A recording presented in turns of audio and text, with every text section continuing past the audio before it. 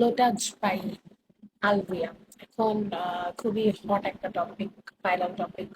এখন না, বিগত প্রায় 1.5 বছর ধরেই ভাইরাল। ফার্স্টে উনি ভাইরাল হচ্ছে ওনার হাজবেন্ড মারা যাওয়ার পর। তারপরে হচ্ছে ওনার হাজবেন্ডের ফ্যামিলি নিয়ে অনেক কিছু বলার পর উনি ভাইরাল। তারপর উনি উনার ভাসুরকে বিয়ে করে। এত যেই ভাসুরকে নিয়ে উনি এত এত কথা বলছে যে ভাসুরের ফ্যামিলি এত খারাপ, যারা এত খারাপ। তারপর ওই ভাসুরকে বিয়ে করে তারপর মানুষ যখন কথা বলে সেগুলোকে নিয়ে আবার উনি নিজেই প্রোটেস্ট করছে। তারপরে দ্বিতীয় বিয়ে এত ধুমধাম করে, এত বেসিক্যালি আমি যদি একটু মানে একটু ফ্রিলি ভাবে বলতে চাই যে এত চুম্মাচাটি করে এত কিছু করে বিয়ে করা। আফটার দ্যাট এখন আবার কি নতুন একটা জিনিস যে এখন নাকি এই ভাষণটা খারাপ। তো আমি আসলে এটাকে নাটক বলবো না বাস্তব বলবো আমি জানি না। আলবিয়া আপুর কাছ থেকে আমি পার্সোনালি ড্রেস কিনছি, আমি অনেকগুলো ড্রেস কিনছি ওনার কাছ থেকে। আমার ওনার লাইফ ভালো লাগতো, আমার ওনার প্রেজেন্টেশন ভালো লাগতো, ওনার ড্রেস আমার ভালো লাগতো। আমি ওনার শপে গিয়ে ড্রেস কিনছি। এমনও হয়েছে যে ওনার লাইভ দেখতাম যখন ওনার শপটা হচ্ছে সীমান্ত সম্ভারের পেছনের দিকে ছিল। আমি খুঁজে খুঁজে বের করে ওনার দোকান বের করে আমি হচ্ছে ড্রেস কিনতাম। তারপর যখন ওনার দোকানটা হচ্ছে সীমান্ত সম্ভারের সামনে চলে আসতো তখন আমার নিজের কাছেই ভালো লাগতো। আমি গিয়ে একটা না একটা কিছু উঠায় নিয়ে আসতাম ওনার শপ থেকে। এখন ওনার শপটা নাই সীমান্ত সম্ভারে, আমি সেদিন দেখে আসলে শক হইলাম। পরে এখন আমি বুঝতে পারলাম যে আসলে কোনো একটা ঝামেলা কিছু একটা জন্য আমার আমার মনে হচ্ছিল। তো আমি ফার্স্ট একটা কথা বলবো যে কাজের জায়গায় পার্সোনাল লাইফ আমি নিজেও আনছি, আমি নিজেও এই ভুলটা করছি। আসলে আমরা মেয়েরা না অনেক বেশি ইমোশনাল হয়ে যাই, সবকিছুকে আমরা ইমোশনাল ওয়েতে দেখি। কিন্তু এখন আলভিয়া আপু যখন প্রথম দিকে ঘটনাগুলো বলতেছিল আমিও খুব সাপোর্ট করতেছিলাম। তো এখন একটা মানুষকে তুমি একবার ভালো বলো, একবার খারাপ বলো, একবার ভালো বলো, আরেকবার খারাপ বলো, এই জিনিসটা না রাখাল আর নেকড়ে বাঘের মতো হয়ে গেছে। তো এখন আসলে আপুর জিনিসটা কি সত্য না নাটক না কোনটা না কি আমি আসলে বুঝতেছি না। আমি জানি না সোশ্যাল মিডিয়াতে অন্য কেউ এটা বুঝতেছে কি বুঝতেছে না, বাট আমি পার্সোনালি বুঝতেছি না।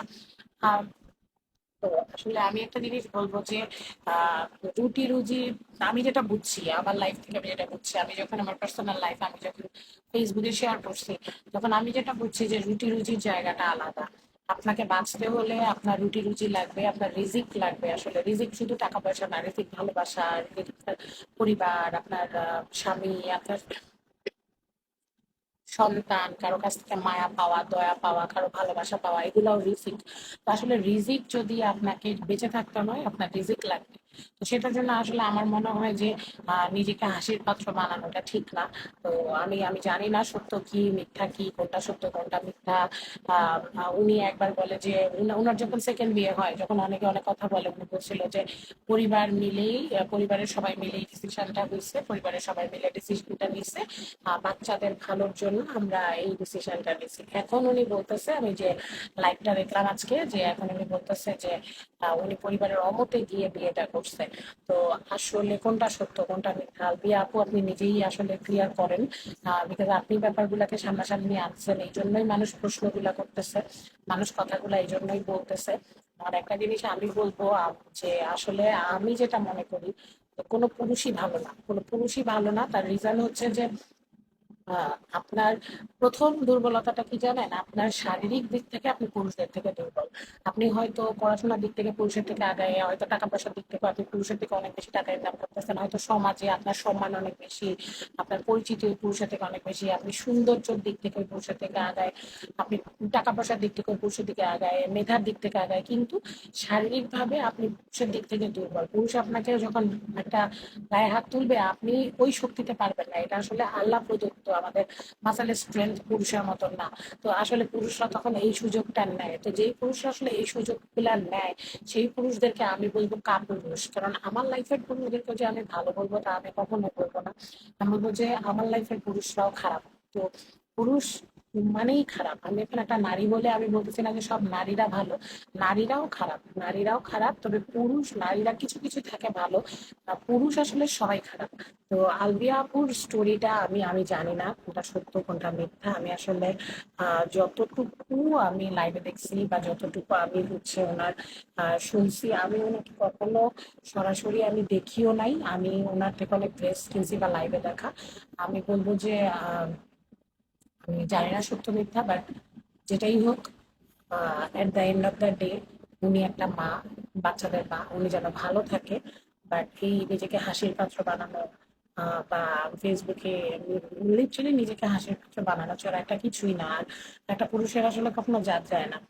এই যে ওনাকে নিয়ে এত কথা বলা হইলো, উনি বিয়ে করলো, তো পুরুষদের না আসলে কিছুই হয় না। একটা পুরুষকে আপনি যদি জামা কাপড় খুলে রাস্তায় নামায় দেন, তার কিন্তু জাত যাবে না। কিন্তু একটা মেয়েকে যদি আপনি জামার একটা অংশ ছিঁড়ে ফেলেন, ওই মেয়েটার কিন্তু মান যায়। তো আসলে ব্যাপারটা এরকমই। তো সমাজে আমাদের মেয়েদেরকে, আমার পার্সোনাল এক্সপিরিয়েন্স থেকে বলবো, আমাদের মেয়েদেরকে একটু মেপে চলতে হয়। যদি ভালো না লাগে, সম্পর্কে যদি ভালো না লাগে, তাহলে এই সম্পর্ক থেকে বের হয়ে আসা উচিত। তো সম্পর্ক থেকে সোজা তুমি বের হয়ে আসো। আমাদের ইসলামে তালাক নামের একটা সুন্দর একটা বিধান আছে।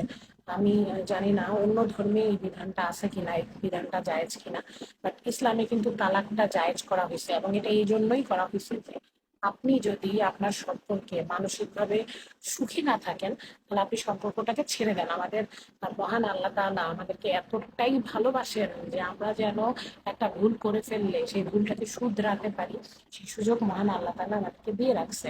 তো আমরা যদি কোনো একটা জায়গায় ভুল বিয়ে করে আমরা যদি সেটা ভুল করে ফেলি, তাহলে আমরা যেন সেই ভুলটাকে শুধরাতে পারি, এই সুযোগটা আসলে মহান আল্লাহ তাআলা আমাদেরকে দিয়ে রাখছেন।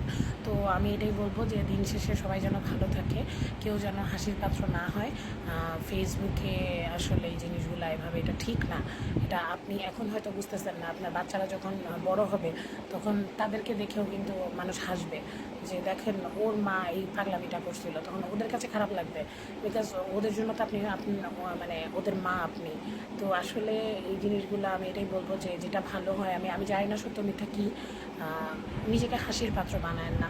আপনার একটা সুন্দর বিজনেস আছে, বিজনেস থাকাটা খুবই ভালো, নিজের ফ্রিডম নিয়ে কাজ করা যায়, নিজের মতো কাজ করা যায়, সেটা সুন্দরভাবে করেন। এবং এটাই আর কি। আসলে যারা বিজনেস করে তাদের অনেক লোন করতে হয়। তো আমি দোয়া করি যে আপনি যেন লোনও শোধ করতে পারেন, আপনার লাইফের সমস্ত সমস্যা যেন কেটে যায়। একটা মেয়ে হিসেবে আমি এটাই দোয়া করব। আর এটাই বলবো যে নিজেকে প্লিজ হাসির পাত্র আর বানায়েন না।